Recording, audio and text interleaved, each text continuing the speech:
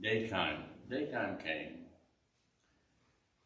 And now it's time to get back to business. For 20 years, he had been separated from his father, Isaac. He had gone off east to about 400 and some odd, maybe between 400 and 500 miles, to a place in Mesopotamia called Padan Aram. Now he's coming back home. He left under rather difficult circumstances. His mom, Rebecca, told him, I'm going to send you to my brother Laban, your uncle Laban. And you stay a few days. Well, those few days turned out to be 20 years. And now, here he is, heading home with all four of those women, Rachel, Leah, and Bilhah, and Zilpah, plus the 10 boys, I guess, 11. Benjamin's not born yet. And Dinah is in the group also, a sister, Leah's child. So now he's heading out and he's getting close to Canaan. Look at verse 1, chapter 33. Jacob lifted up his eyes, and he looked, and behold, Esau was coming to meet him. So both of them, evidently, Esau must have received word that Jacob is coming home. But so here he comes with 400 men. Now that's bound to be disconcerting. 400 men. Remember the unsavory circumstances that he had 20 years earlier? That incident where he was able to deceive his dad, Isaac, and take the blessing that belonged to the oldest child, Esau. Esau didn't appreciate it, to say the least. In fact, Esau was so upset that he was heard talking, Rebekah, his mother, heard him talking about killing his brother Jacob. So she goes to Jacob and she says, you need to go see my brother Laban and spend a few days. And then your brother will get over his mad spell. I mean, we're talking everyday language, aren't we? Don't you see things like this occurring? Sometimes people don't talk to each other for a few years. Family members. These are real events. These are not made-up stories. So now he's heading back home from Padan Aram, or Mesopotamia area, heading back home, and they're going to see each other. First time they've met now in 20 years. Jacob saw Esau coming with his 400 men. He'd already been previously warned about it. I thought it was very interesting to see how that he prepared to meet his brother. You remember he had, as it says in verse 1, he divided the children according to their mom, Leah and her children. But before them were the children of the handmaiden, Zilpah and Bilhah. And then after Leah, then Rachel with the only child she had at that time, Joseph. You can see this in verse 2. He put the handmaids and their children out in front. Then after those, it was Leah and then Rachel. Have you ever wondered about why that particular arrangement? Your guess is as good as mine, but I think probably most of us are going to think along one particular line, and that is favoritism. Ones that he loved the most, he put them at the back, and those that he had least affection for, he would put them at the front to bear the brunt if if Esau was coming to get even. That's what he was worried about. Okay, now, we've seen the arrangement, how that was fixed. The timing on this is about 1939 BC. And then when I thought about that for a while yesterday, this thought came to mind. What would that be as far as our time? Well, that is 3,765 years ago. These events were happening. So, how did these two boys get along? Well, let's pick the story up in verse 3. He passed over them, and Jacob passed over them. Them is, well, that includes the wives and the children. He passed by, went out into the front to meet his brother face to face. Here they were after 20 years, and he knew that Jacob knew that his brother Esau was coming to kill him. At least that's what he was told by his mom. That's why she sent him away. So now they're coming together, and look what he did. It said he bowed himself 7 times, bowed to the ground 7 times.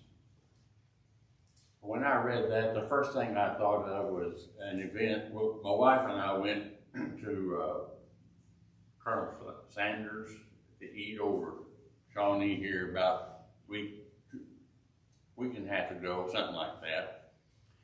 As I was sitting there, Colonel Sanders eating, I looked up at the wall. Of course, there was a big picture of the colonel himself, and then another sign had, "This is how that we prepare our famous tasty chicken." And I thought, well, that's interesting. And here's what that said. The preparation technique for Kentucky Fried Chicken. They said we dip each piece of chicken 7 times. Each piece is dipped in the water for 7 seconds. Then 7 seconds drying time for each piece. And then 7 times we will did the breading of the chicken. That is, they roll this mixture 7 times. 7, 7, and 7. The first thing I thought of, I wonder if this fellow ever read the Bible. Evidently he did. Because this word 7, I did a little checking a couple of days ago. The word 7 is found about 700 times in the Bible. 700 times. To me, this sounds like a sermon coming on. What does it mean? There's got to be some kind of symbolism here and importance attached to 7. Well, the word 7 is used, it appears, to show completeness, perfection, wholeness. So the idea of completion and perfection. Well, I'm sure that's how Colonel Sanders used it too with his chicken. 7. The book of Revelation, think of that just for a moment. You have the 7 churches of Asia. Revelation chapters 2 and 3. You have the 7 seals. You have the 7 trumpets, and so on. But go way back, before this time, we've already had this in the earlier part of Genesis. How many clean animals did Noah take into the ark? 7. Interesting. How many times did Joshua and the children march around Jericho before the walls fell down? 7 times. And on you you can get your concordance and do as I did, start checking some of those references where they're found and read how it's used. But this was evidently something that was in practice for quite a while, and back in those days, that's the first thing that Jacob thought of. He saw his brother and he bows 7 times, like he was royalty. Okay, now, he came near his brother. How are they going to get along? Here they are face to face after all these years. Well, it was quite unexpected. Esau ran to meet him, embraced him, fell on his neck, kissed him, and they wept. So it wasn't bad at all. In fact, this turned out to be great. But that thing of the birthright that Esau thought he'd been, well, he had stolen from him, let's put it that way. Maybe that had already long ago. I was thinking this morning, when did he get over his mad spell? I would think probably 18 or 19 years ago, from the time that Jacob decided to head back to Canaan. But anyway, for a long time, probably, he'd already been over his mad spell. And now they're meeting face to face. And it wasn't a bitter account that you might expect. It's just the opposite.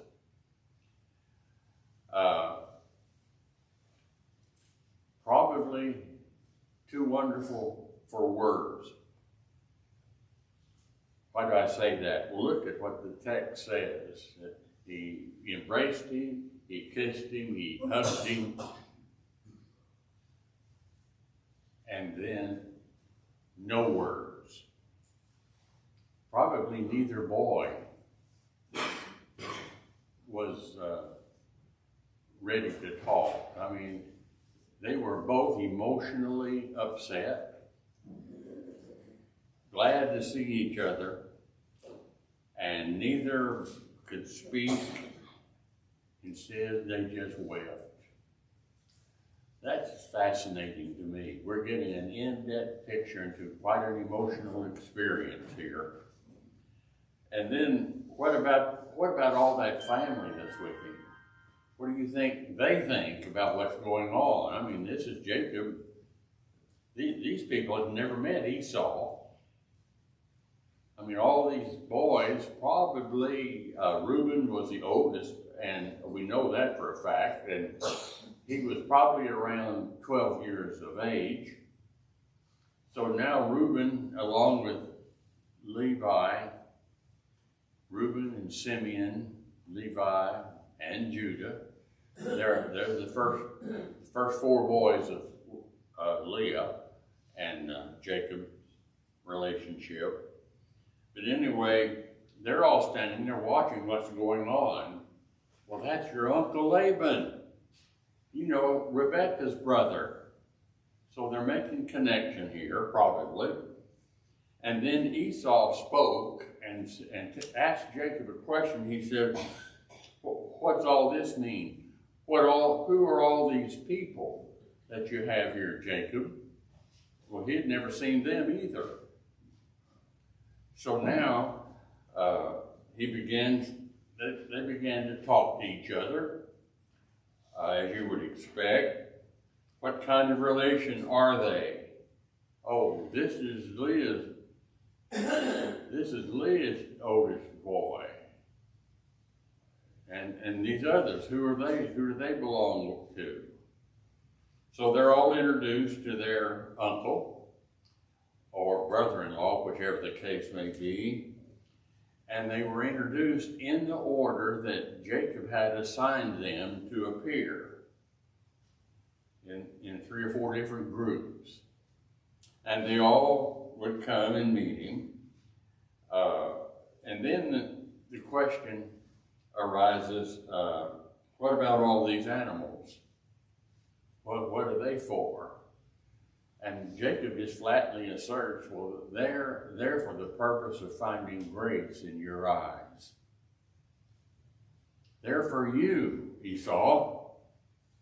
You're my brother, and I was simply hoping that we could meet and get together and things be like they were many years ago. Well, you find one of them, Esau, saying, verse 9, oh, I have plenty, I have enough. And he was quite wealthy, he didn't need them. So he tells Jacob, I have enough, brother. Keep what you have for yourself. And then verse 10, Jacob says, no, wait a minute. He said, I pray thee, if I have found grace in thy sight, if you don't feel angry with me anymore, if you're ready to accept me as full-fledged brother, then receive my present. Now remember, when these two boys, Jacob and Esau, were born many, many years earlier, even before they were born, there was a portent or an obvious prophetic element involved in the birth process, because Esau came out first, but before he was fully born, or maybe right afterwards, Jacob's hand was on Esau's body, his foot, which would be cute. It would be a nice little picture to have if you could zero in on that. But there was also a lot of movement in Rebekah's body when both little boys were fetuses early on in the womb. So now here they are, many years later. Hopefully they're going to let bygones be bygones and see where things can go. Okay, now, it would be a great personal favor to Jacob if Esau would accept his present. That's how Jacob felt about it. Esau said, look, I have plenty, I don't need it. And then Jacob just insists that he take it. And then he said, well, okay, I'll accept the gift. He agreed. Now, verse 12.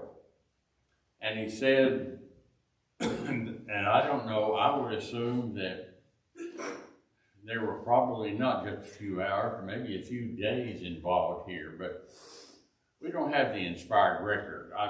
This is the way with most of the things I read in the Bible. I end up saying, I wish more had been put down, written down for our benefit. The Lord put down what we needed to know, so I'm satisfied with that. But they began to talk with each other. Probably, I mean, how many weeks might it take for them to get talked out about all that had happened? Jacob would have to say, well, Esau, I want you to meet Rachel. I met her first, fell in love with her, and wanted to get married, and here she is, back here at the back of the line. Well, he'd never met Rachel. So they're talking about each individual that was there, and then they were talking about the flocks and so on. That took quite a while. Jacob, of course, was anxious to hear about his mom, Rebekah, and his dad, Isaac. Very probably, Rebekah was already dead by this time. That's guesswork, but I think that's probably accurate. And Isaac, yes, he was still alive, but he was blind, and he had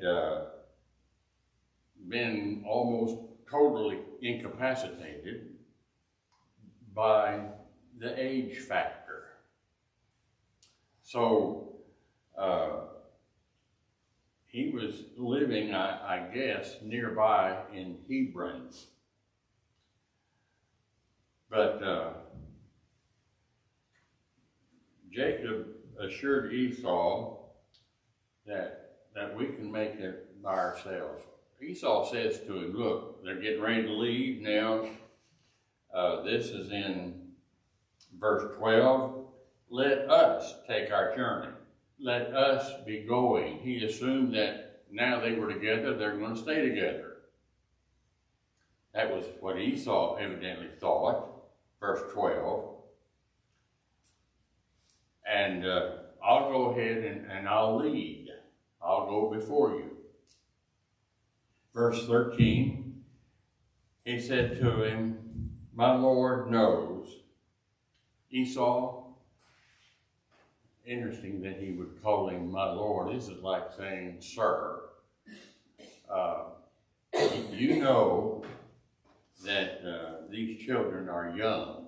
The oldest of them was probably Reuben at 12 years of age, and on down, and they'd come many, many hundreds of miles. So Jacob said, you go on ahead, and I'll join you later. We'll come and we promise you we'll meet up again in Edom, or probably it was word Seir, S-E-I-R, both mean the same place. Later term was Edom.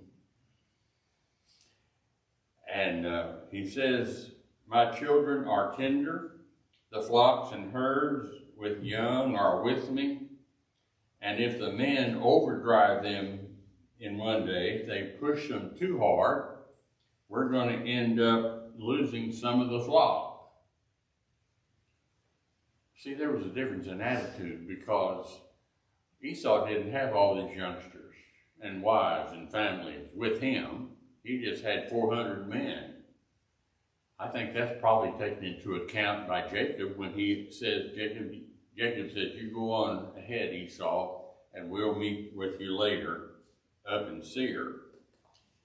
So then he said, verse 14, let my Lord, I pray thee, pass over before his servant, and I will lead on softly, according as the cattle that goes with me.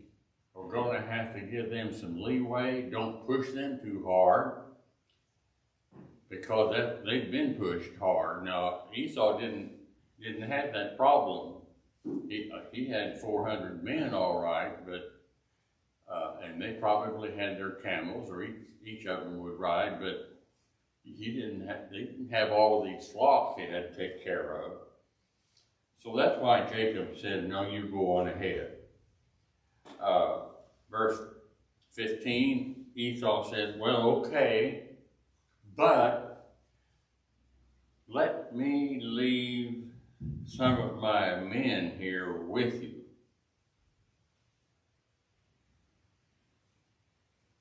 Why would he do that? I think probably because, I mean, this was a sign of the time. This is the way people were in those days. And so he said, let me leave some of my men here with you to give you protection, to help assist you, and so on. And so it says, what needeth it, let me find grace in the sight of my Lord. Esau returned that day on his way back to Seir, or Edom, and Jacob went on to Succoth, name of a town, and he built a house. Notice he mentions these things happen, but they don't happen overnight. How long did it take to build that? I don't have any idea, but it was probably a number of days. But he just sums it up here. For the house, he made booths for the cattle, and the name of the place was Succoth. Okay, now,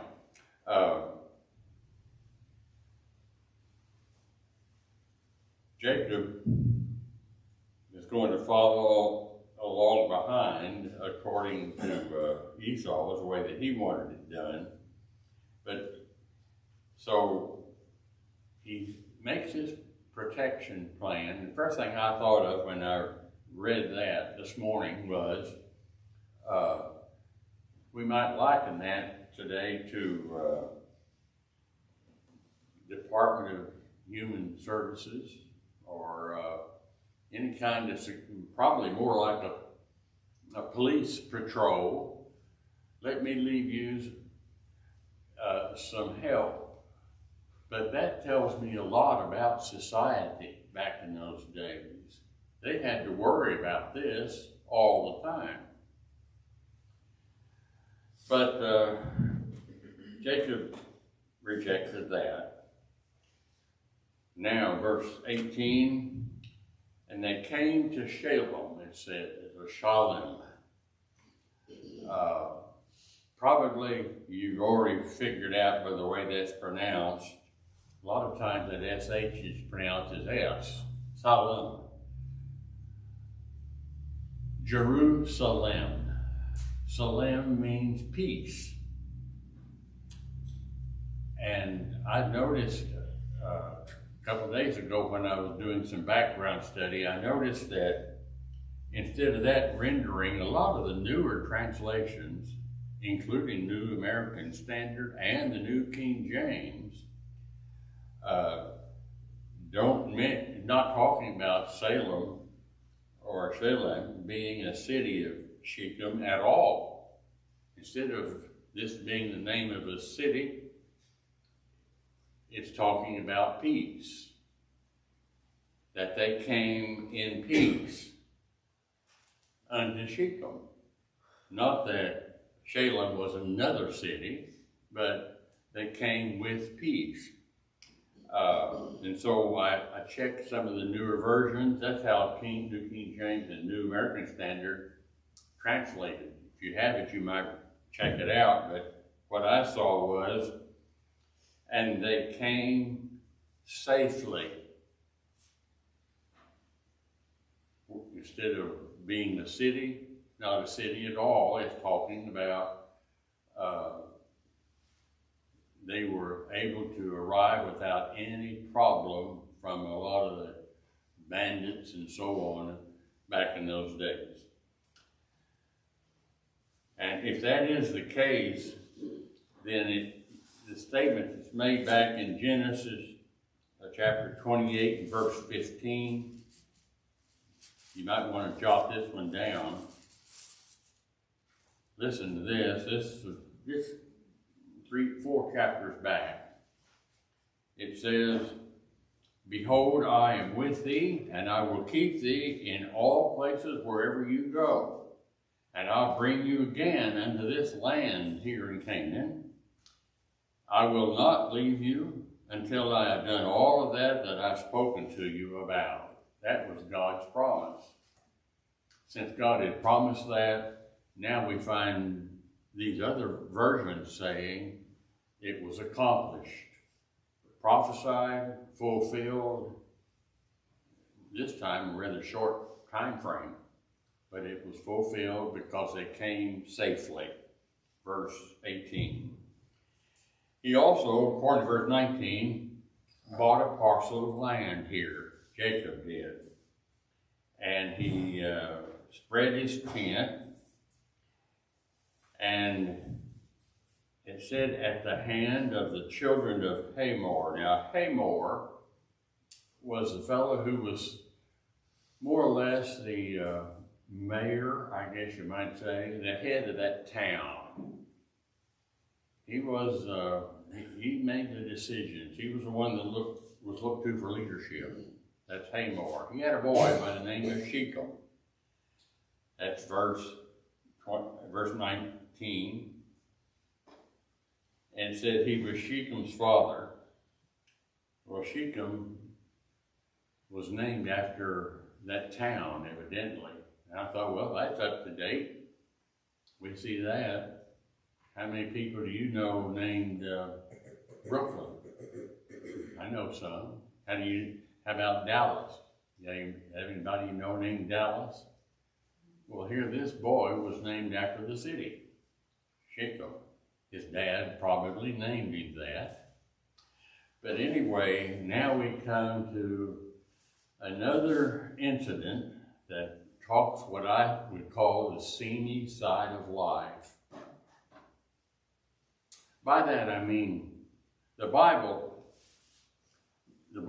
being inspired book is different than every other book in the world. It's the only one that is inspired by God. And you would expect it to be different. Now, when a person writes his autobiography, he doesn't tell you all the bad things that he's done. All he does is tell you about the good things that he's proud of. But what does the Bible do? You may have asked the question, well, why do you have all these bad things happening in the Bible? Well, for the simple fact that they did happen, and the Bible tells it like it is. Seaminess and all. And that's what we're going to see. We've had lying so far on the part of Abraham and Isaac. And we've had Jacob being very, very deceptive. So now, let's pick up the story in Genesis chapter 34. We have an incident here regarding Dinah, of all people. All those brothers of the four mothers now, all were Jacob's children, and Dinah was one of them. So Jacob and his family probably spent a number of years here at Shechem. And the events of chapter 34 that we're going to get into here in just a moment, they are presupposing the fact that Dinah,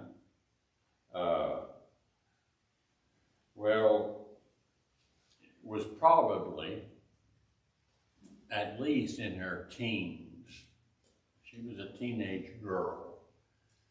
We know the boys were, well, Reuben right on down through Judah, or at least through Levi. Leah's children, they were probably all in their early 20s. But Dinah was born now, and she's younger. She's early teens, probably. But anyway, we have the events here that's regarding her and her older brothers. Reuben had been about 12 years old when they moved to Shechem.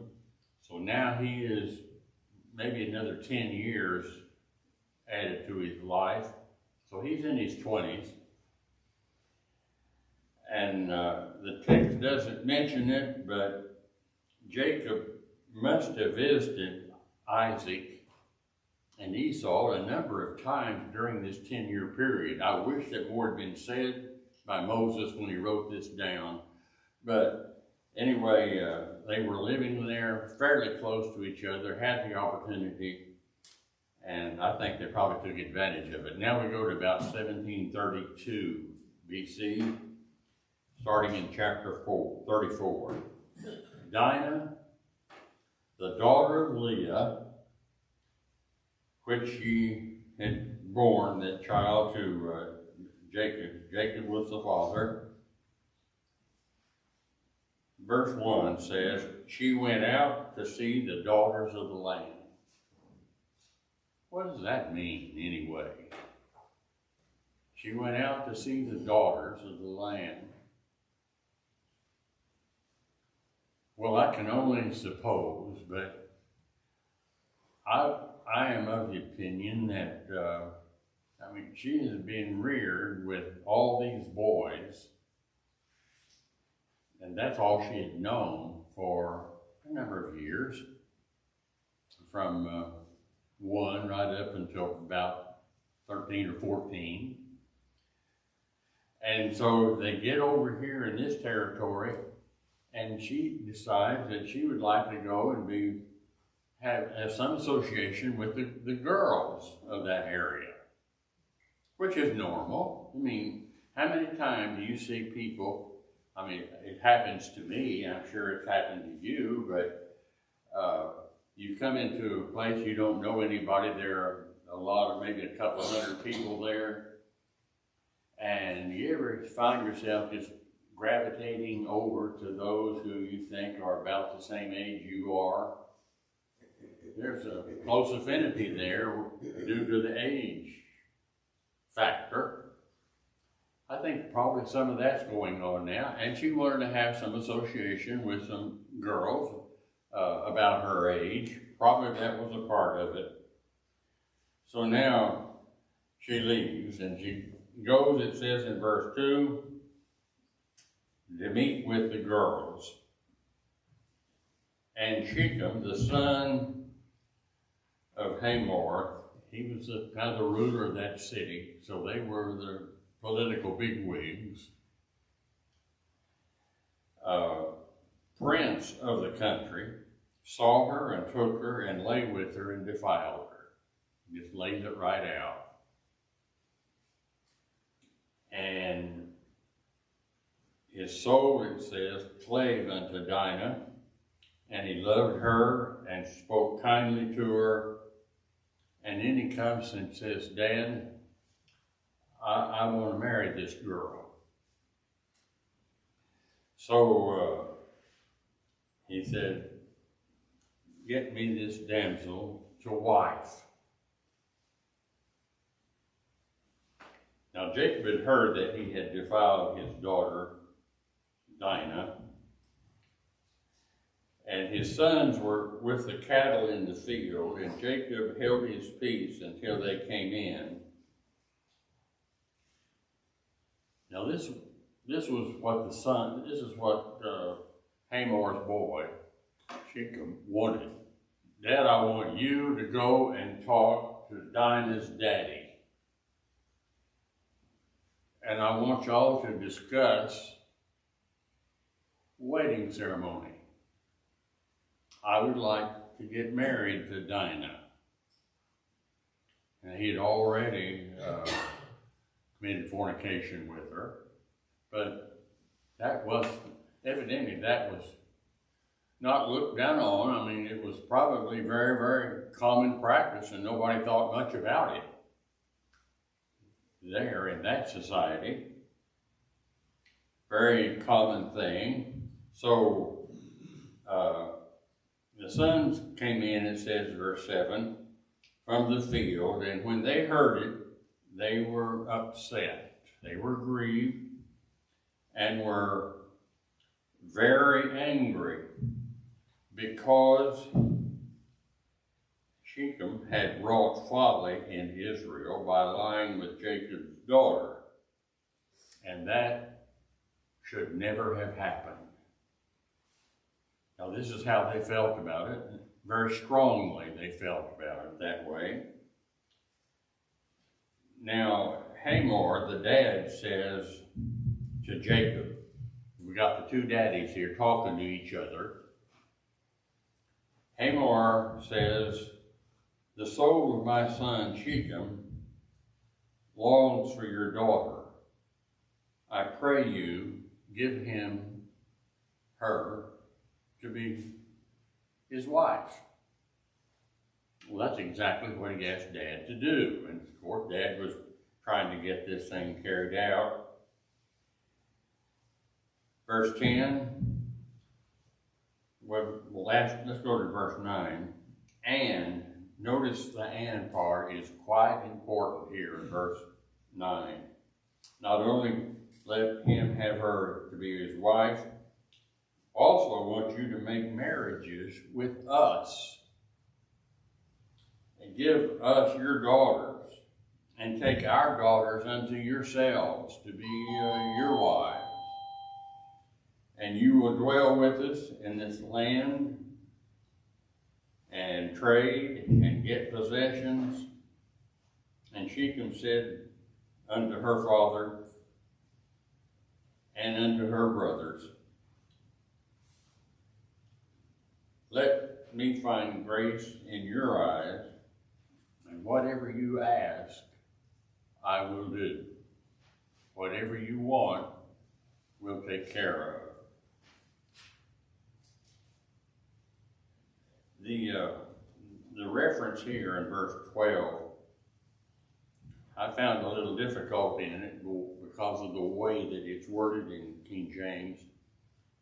It says, ask me never so much dowry and gift, and I will give according as you say to me. I thought the word never seems out of place, the way we use our word never today. So I began looking that up. No wonder some of the other translations, well, the New King James, the New American Standard, they don't have the N on the front of never. They have the word ever. The NIV just says, and whatever. But ever you say, or whatever you say, I will pay. That's what he's talking about here as a dowry.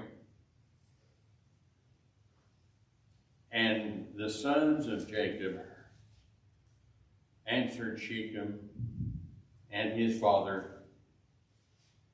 And notice it says, the Bible just tells it right out.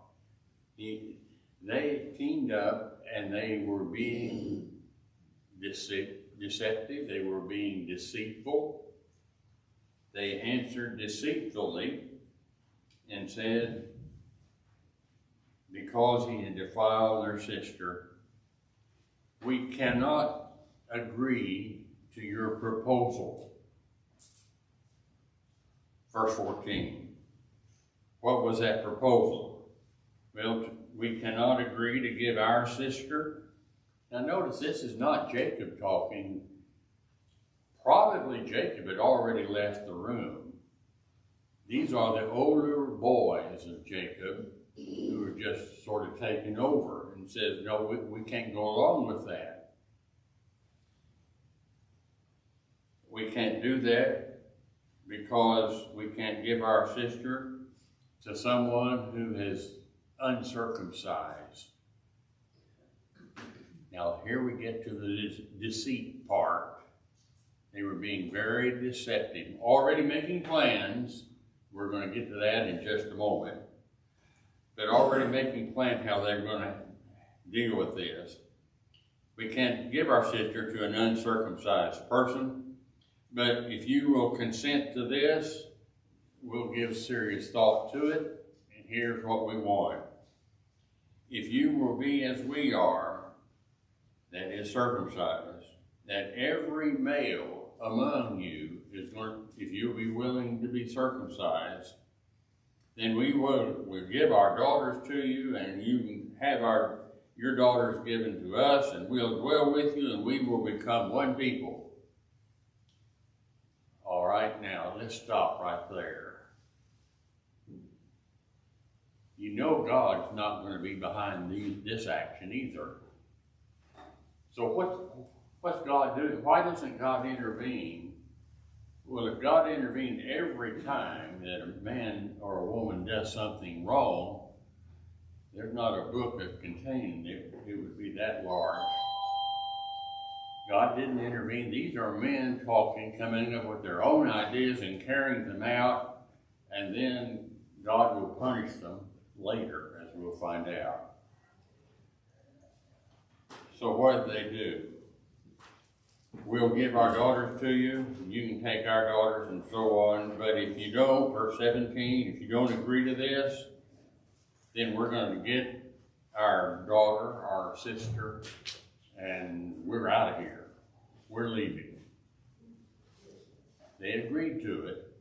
Is that the first bell or second? Second.